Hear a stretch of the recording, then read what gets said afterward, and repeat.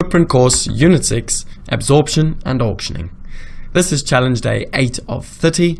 In the following slides we are going to focus on the art of consistency, why it is so vitally important, and how to gain increased consistency.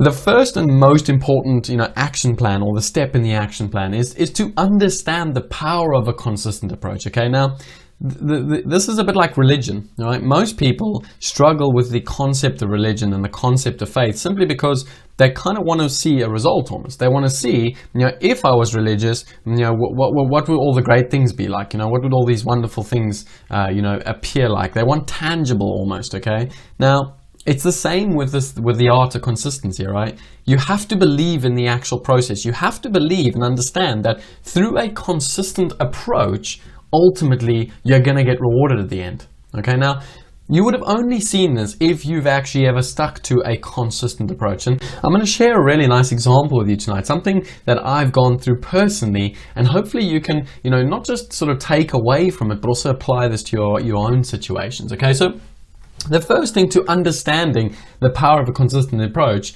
is to understand the definition of what consistency means. Okay, now obviously I've got the textbook definition here, but the only real sort of parts I actually like to this is I really like this, the lack of deviation and the lack of change. Okay, that is the key success and the key understanding behind consistency is there is no change. You have a plan, you stick to it, you go through it, doesn't matter high or low, it doesn't matter what happens along the way, you stick to it. Okay, and there's no deviation, there's no ifs and buts and changes.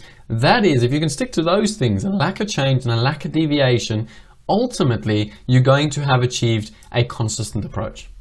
Okay, so the second step in order, on the process to getting more consistent, right, is you need to set a big picture goal, right? Now, I'm not talking about, in 1 year's time, I want to be a millionaire, okay? It's a simple goal. And the example I'm going to use, when I move on to the next slide, as I'll show you here, is the goal of a half Ironman, okay? It's no secret, a lot of you that have been following me for a while, I'm training for a half Ironman, and I'm relating to this training I'm going through, to developing a consistent plan, okay? So, set the big picture goal. What is it ultimately? Where do you want to be 12 months from now? Where do you want to be a year from now? What is it that you're trying to achieve?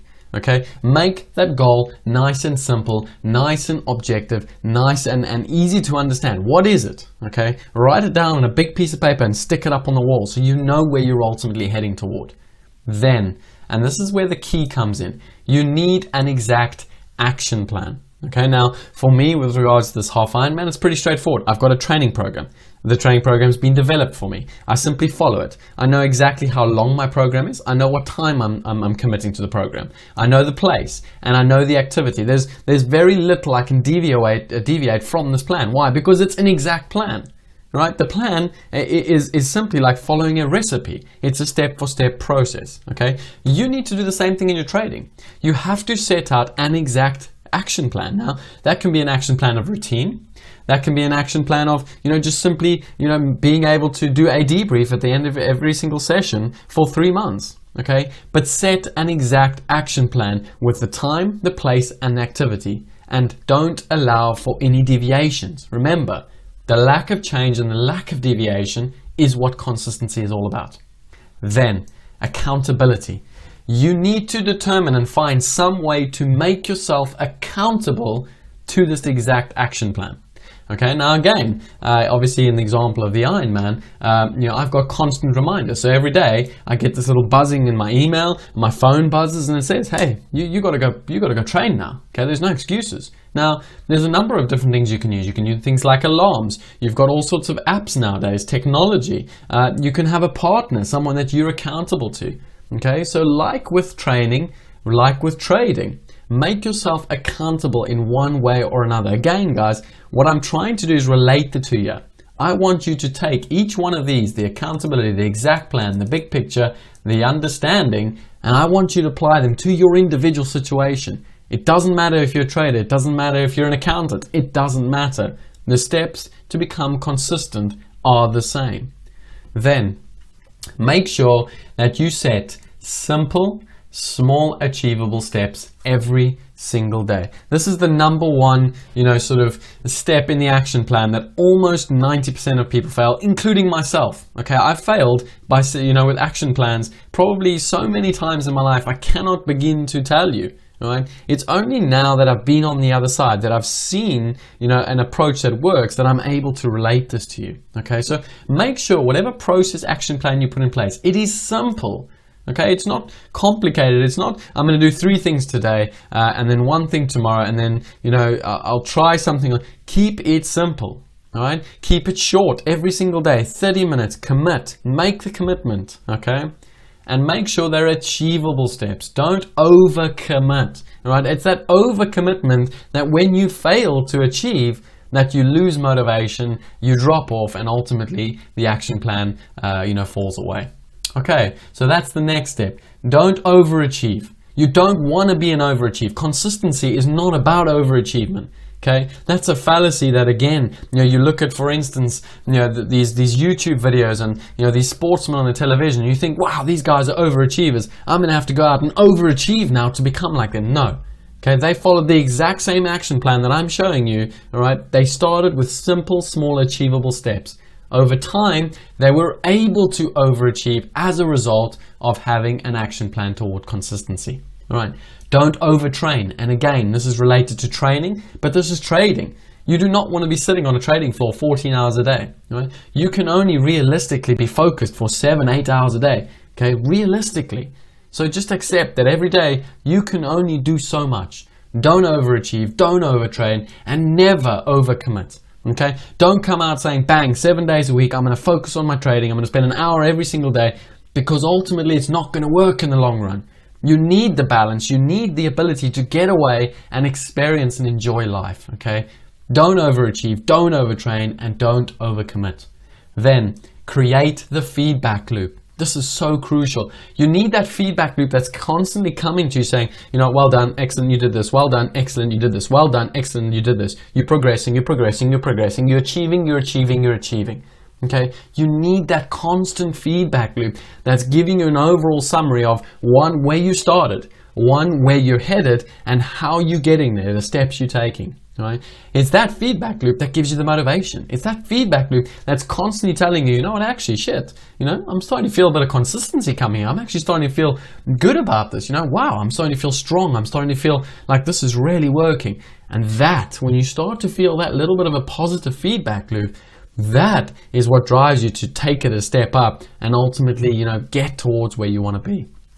Then set the motivational cues. Now, so crucial along the way. There are going to be points in time where you just cannot be asked. You cannot be asked to be consistent anymore. Why? Because it's tiring. You're not seeing the big picture anymore. You're just not feeling it anymore.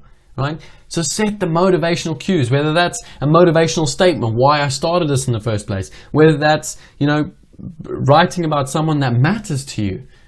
Set that motivational cue. Okay? You have to have some motivation for why you're doing what you want to do. Then, another good one is obviously the before and the after. You see a lot of people doing this with regards to weight loss. Take that picture on day 1. Measure yourself on day 1. Make sure you know where you've come, because you never ever want to go back there again. Okay? That's what the motivational cue is about. It's so you can lean on it when things get tough. Then, push the boundaries within each effort. Now, this is the beauty of this little simple step, okay? When you're doing simple, small, achievable steps every day, you start to get this little bit of a feeling, okay? And I've felt this personally in my training. You get this feeling that actually, I'm not doing enough today, but actually you are doing enough. And the fact that you feel that you're not doing enough, all right, that's the time to take a step up and push as hard as you can within those small achievable steps that you're taking every day. Because it's when you step out of that boundary within each one of those efforts that you're experiencing real growth, but you're doing it within a smart action plan. Last one, don't change the game plan. Remember, it's the lack of deviation and the lack of change. Don't change the game plan just because it comes tough, just because suddenly, you know, there's a speed bump in the road, just because things become tough. Don't change the game plan. It doesn't matter if it's week 1, week 2, or week 13. Don't change the plan until you get to the end, because if you can survive and get to the end, you are going to finally, for the first time in your lives, experience consistency. Okay? See the forest amongst the trees. You know, every time you've had a bad day and you can't be asked to do that debrief, say to yourself, if I don't do this, where am I going? Well, I'm going back to square one. Make the commitment, small little steps, and you will ultimately start to develop consistency. Okay, consistency, I will tell you, not just in trading, but in life. Consistency is probably one of the characteristics or the skill sets that very few will ever experience and ever master. You want to be a successful trader, you have to have consistency. Okay.